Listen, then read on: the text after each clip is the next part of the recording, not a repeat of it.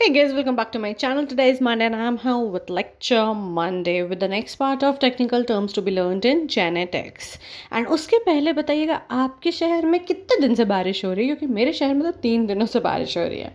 So starting with the first one, that is cat box. CAAT, cat box. ये किसी बिल्ली का box नहीं है. इन यूकैरियोटिक ट्रांसक्रिप्शन यूनिट्स में एक एरिया होता है जिसको कैट बॉक्स बोलते हैं. A conserved sequence located upstream of start point and recognised by a large group of transcription factors. तो बेसिकली जब ट्रांसक्रिप्शन होता है तो उस वक्त ये कैट बॉक्स रिकग्नाइज किया जाता है, क्योंकि यहाँ पे एक पर्टिकुलर मतलब कहते हैं कि कभी कभी कुछ जीन्स को रिकग्नाइज करना रहता है तो हम लोग कैट बॉक्स का लोकेशन चेक करते हैं, क्योंकि ये जो है कंजर्व सीक्वेंस है. ठीक है. Next one is cap. अब कैपिंग क्या होता है? जब ट्रांसलेशन होता है तो कैपिंग होता है. ठीक है. The structure added to the 5' end of eukaryotic mRNAs following transcription, the terminal phosphate of 5' GTP is linked to the terminal base of the mRNA. तो हम लोग क्या करते हैं? फॉस्फेट ऐड करते जाते हैं. ठीक है. जो फॉस्फेट वाले एंड होता है जहाँ वहाँ पे हम लोग क्या करते हैं? 5' GTP को लिंक करते जाते हैं mRNA में. तो कैपिंग होती जाती है. दो चीज़ें होती है. ठीक है. एक होती है कैपिंग होती है और एक होता है ए टेल बनना. ठीक है.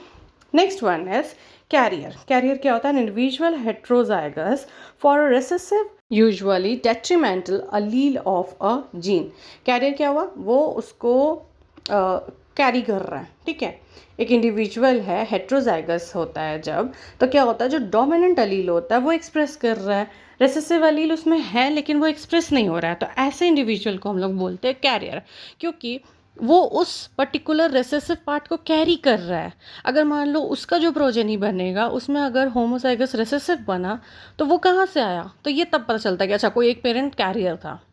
Next is karyokinesis. अब जब न्यूक्लियस डिवाइड करके दो डॉटर न्यूक्लियाई बनाती है, या तो माइटोसिस से या तो मियोसिस से, उस प्रोसेस को बोलते हैं कैरियोकाइनेसिस.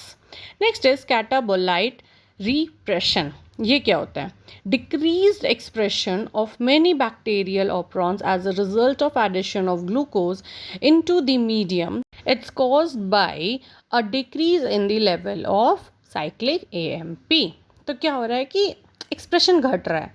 नाम से ही पता चल रहा है. कैटाबॉलिज्म रिप्रेशन मतलब उसको हम लोग कम कर रहे हैं. तो अब ये डिफरेंट रीजन से हो रहा है. बैक्टीरियल ऑपरॉन्स में क्या हो जा रहा है कि ग्लूकोज ऐड हो जा रहा है. ठीक है. मीडियम में तो ग्लूकोज है तो उसका एक्सप्रेशन घट जा रहा है ओपरॉन का.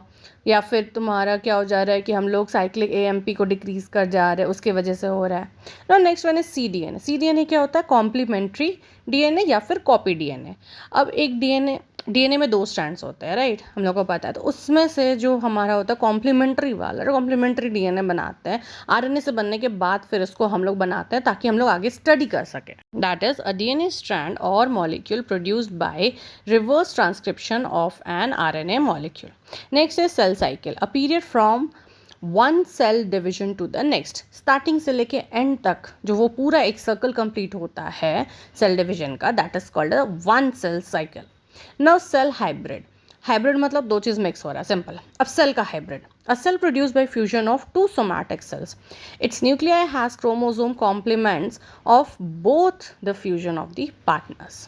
So that's it for today. If you like the video, please hit the like button, share it, and don't forget to subscribe my channel. I'll again come up till that. Take care. Bye bye.